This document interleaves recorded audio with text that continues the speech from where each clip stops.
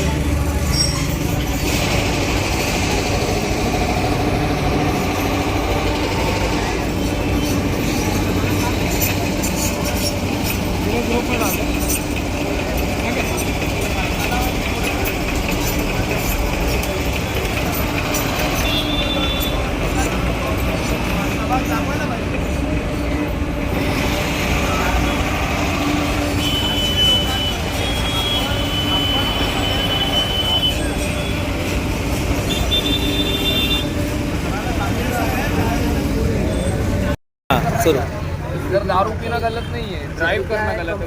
Order डालती है ज़्यादा में ये चौबे के ऑर्डर है 15-16 किलोमीटर के। मैं छब्बीस वो सबको गया ना, मेरे कान में ना कापूस मंगा दे। अगर आपको अभी हमको देना है सबको किलोमीटर 10 रुपये से कर दो और सबका आई डी सेव कर दो। 35 सबको सेव दो, कोई छोटा कोई बड़ा इतना ही है। नहीं दे मारे वेगवेगळ्या अर्निंग त्यांना मिळत होतं, काहींना कमी प्रमाणात मिळत होतं, काहींना जास्त प्रमाणात, काहींच्या अन्यायकारकरित्या आय डी बदल्या केल्या जात होत्या. या सगळ्या गोष्टींना खंडाळून त्यांनी महाराष्ट्र एक तक्रार अर्ज आम्हाला साहेबांच्या नावाने दिला होता. त्यानुसार ज्यावेळेला त्या सगळ्या अधिकाऱ्यांची भेट घेतली, त्यातून पलावाच्या चुकीच्या लोकांनी एकत्र येऊन ज्यावेळेला याबाबत आवाज उठवला होता, त्यावेळेला मानपाडा पोलीस स्टेशनचे वरिष्ठ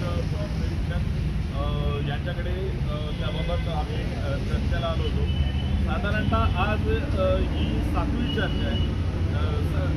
त्या 7व्या चर्चेपैकी 3 वेळेला माननीय सहाय्यक पोलीस आयुक्त साहेब यांनी देखील या चर्चेत सहभागी होऊन तोडगा काढण्याचा प्रयत्न केला, परंतु कंपनीतर्फे कोणताही सकारात्मक प्रतिसाद या रायडर्सला मिळत नाही. हे जे रायडर्स आहेत हे कंपनीचे केवळ डिलिव्हरी बॉयज नसून हे कंपनीचे डिलिव्हरी पार्टनर आहेत. यांच्या सर्व कामामुळे रात्रीचा दिवस करून रक्ताचं पाणी करून ही लोक काम काढून ज्या वेळेला ऑर्डर्स मारतात त्या सगळ्या याच्या जीवावरती कंपनी आज सुरू आहे.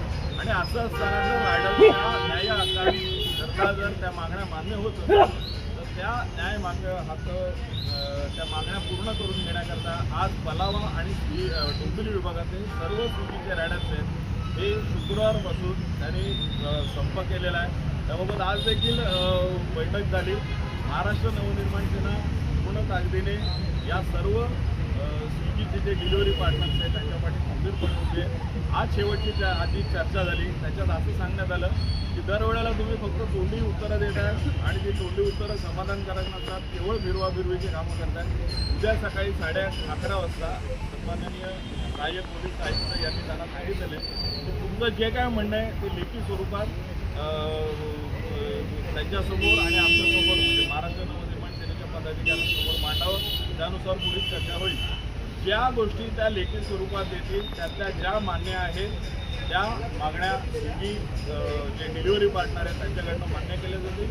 ज्या उरलेल्या मागण्या आहेत त्या जर त्यांनी कंपनीने मान्य केल्या तर ठीक आहे, जर मान्य केल्या नाही हा संप असा सुरू होईल. आणि महाराष्ट्र नवनिर्माण सेना या सर्व स्विगी डिलिव्हरी पार्टनरच्या पाठीशी नव्हे तर खांद्याला खांदा लावून या त्यांच्यासोबत कायमस्वरूपी उभे राहील अशी मी त्यांना ग्वाही देतो.